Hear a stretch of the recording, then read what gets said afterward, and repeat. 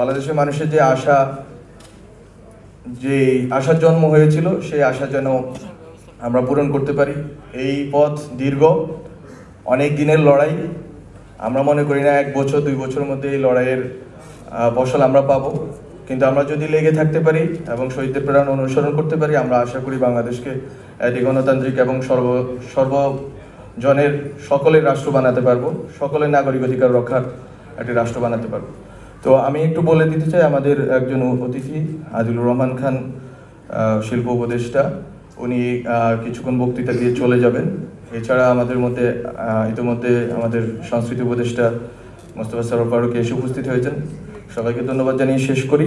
আমরা আশা করি যে জুলাই নিয়ে আমাদের যে শ্রাবণ বিদ্রোহ, যে প্রামাণ্য চিত্রটি নির্মিত হয়েছে, উপভোগ করবেন এবং আপনারা বুঝতে চেষ্টা করবেন যে আমরা কি স্ট্রাগলের ভিতর দিয়ে গিয়েছি আমাদের প্রজন্ম এবং এই দেশের জনগণ, এবং আমাদের সামনে আর কত পথ বাকি।